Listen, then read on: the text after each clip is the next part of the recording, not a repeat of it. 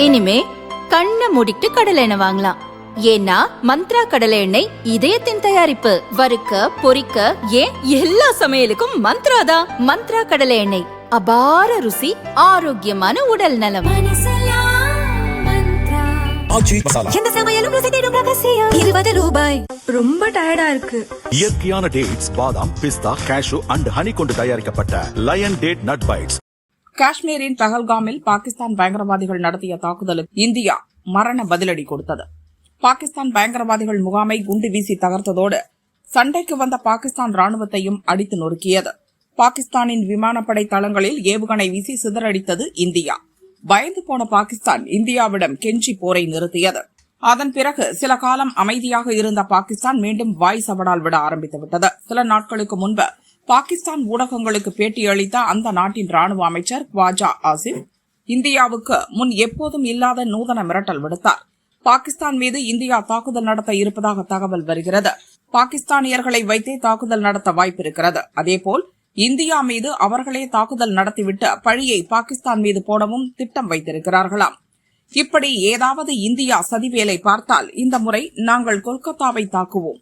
முன்பு எப்போதும் இல்லாத விளைவுகளை இந்தியா சந்திக்கும் என்று மிரட்டினார். பாகிஸ்தான் ராணுவ அமைச்சரின் இந்த சவடால் பேச்சு இந்தியாவில் கடும் அதிர்வலையை ஏற்படுத்தியது.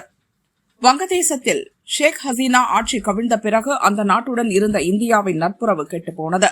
இடைக்கால தலைவராக இருந்த முகமது யூனுஸ் வங்கதேசத்தை பாகிஸ்தானிடம் அடகு வைத்தார். வங்கதேசத்தில் இருந்தபடி எல்லையில் இருக்கும் கொல்கத்தாவை தாக்குவோம் என்ற தொனியில் குவாஜா ஆசிஃபின் மிரட்டல் இருந்தது. இந்த நிலையில்தான் அவருக்கு ராஜ்நாத் சிங் மரண பதிலடி கொடுத்துள்ளார். அவர் கூறியது, பாகிஸ்தான் ராணுவ அமைச்சர் பாவம், அவர் இப்படி வாய்க்கு வந்ததை சொல்லி இருக்கக்கூடாது. 55 வருடங்களுக்கு முன்பு, அதாவது 1971 வாக்கில் பாகிஸ்தான் இப்படித்தான் வாலாட்டியது. அப்போது பாகிஸ்தான் 2 துண்டாக உடைந்தது. ஒன்று பாகிஸ்தானானது, மற்றொன்று வங்கதேசமாக உருவானது. இப்போது மீண்டும் வாலாட்டுகிறார்கள். நம் மேற்கு வங்கம் மீது அவர்கள் பார்வைப்பட்டால் பாகிஸ்தான் பல துண்டுகளாக உடைக்கப்படும். எத்தனை துண்டாக உடையும் என்பது அந்த கடவுளுக்குத்தான் வெளிச்சம் என்று அதிர வைத்தார் ராஜ்நாத் சிங்.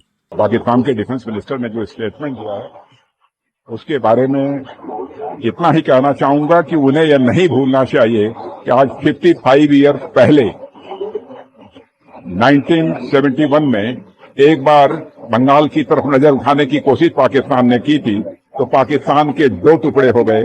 एक पाकिस्तान रह गया, दूसरा बांग्लादेश बन गया. इस बार यदि हरकत यदि की गई हमारे बंगाल की तरफ नजर उठाने की, उसका क्या परिणाम होगा यह भविष्य के गर्भ में ही लिखा हुआ है और इसका पता चल जाएगा. सर, अभिषेक बनर्जी की तरफ से कहा गया कि भाजपा की तरफ से, बड़े नेताओं की तरफ से, मोदी जी की तरफ से कुछ बोला नहीं जा रहा है. अरे मैं देश का रक्षा मंत्री हूं, मैं बोल रहा हूं. अब इससे ज्यादा क्या हो सकता है? यह आवश्यक नहीं है कि हर व्यक्ति बोले, लेकिन इस तरीके का प्रोवोकेटिव स्टेटमेंट पाकिस्तान के डिफेंस मिनिस्टर के द्वारा नहीं दिया जाना चाहिए, क्योंकि एक बार इसका खामियाजा वो भुगत चुके हैं.